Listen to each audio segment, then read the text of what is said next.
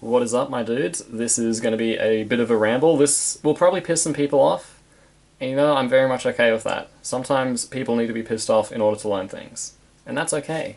So what are we going to be talking about? I'm going to be talking about how some, really a lot of barriers, aren't really real barriers, and what I mean by that is getting sub 2 minutes on 4x4, I don't know, like sub 1 minute on 3x3, things of that nature.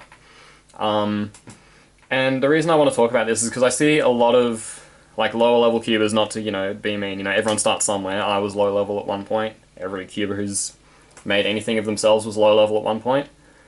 But basically, some barriers are just not real barriers, and what I see from a lot of people, and I'm sure there are a good number of those people who do watch my channel, so this is for you guys, they tend to think only in terms of like time and results. So someone who averages, say, like 2 minutes 15 on 4x4, again, even just saying that feels ridiculous to me, but let's say someone does, they want to get that sub 2 minute, they want to get that average because it feels good, and they kind of just like fixate and focus on that time, how do I get under 2 minutes? They just want to do anything to get under 2 minutes, and often they will ask, in my opinion, very silly questions on places like the RCubers subreddit, speed solving forums, Cubics friends, certain Facebook groups that are related to cubing, like event-specific groups, and they'll be like, "Hey guys, please, I need to get sub 2 minutes on 4x4. I really need your help. How do I get sub 2 minutes?"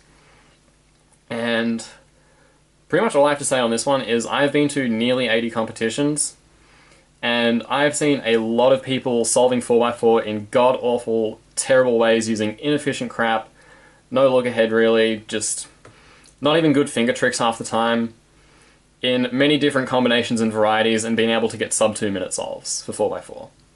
And other made up barriers that totally don't exist, in my opinion. So what is this all coming down to? Well, basically, there's a lot of ways to average sub 2 on 4x4, therefore I don't think it's a real barrier. But the lesson, the actual meta lesson here is it's useful to think more so in terms of solving attributes. So what I mean by that is how well you're turning, how good your finger tricks look compared to, say, the top solvers. Maybe how much you're pausing during your solve, how good your look ahead is, and if you are pausing, what is causing you to, pause. What else could there be? Maybe just how many moves you're using to like solve a certain case.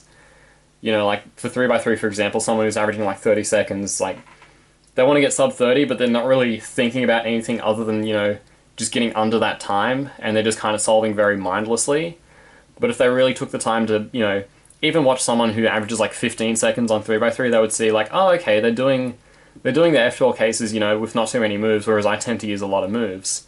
And then maybe that would kind of spark the idea in their mind, like, oh, maybe I need to work on my F12 cases, maybe intuitive F12 isn't the way to go, and maybe there are some efficiencies that I'm not seeing.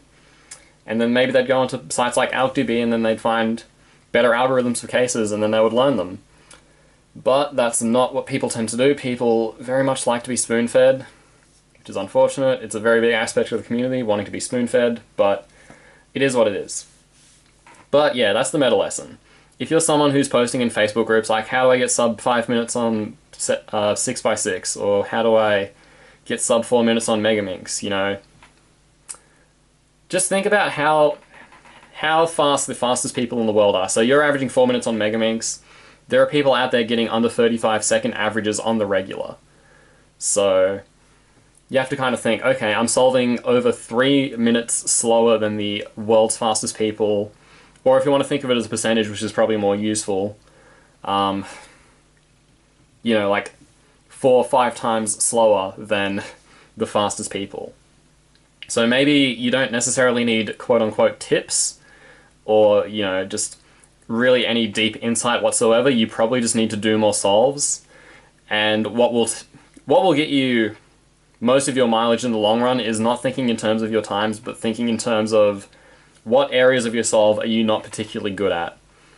Because yes, I get it, it's not as fun to, learn stuff and then implement it and then be slow for a while, for example, going from beginner, layer by layer to F2L. You're going to be slower at first, it sucks, but it's part of the process. So thinking in those terms, it'll save you a lot of trouble in terms of like asking, in my opinion, silly questions in groups and then having people be mean to you online because you're being silly. Hopefully I can save you a bit of heartache there. And yeah, that's more or less like the lesson for this video. Just don't ask how to get sub 2 at 4x4. There are many ways to get sub 2 at 4x4. I've seen them. Most of them are very terrible. I would say all of them are terrible. Just stop fixating on the times. Trust the process, and you will get there. Thanks for watching.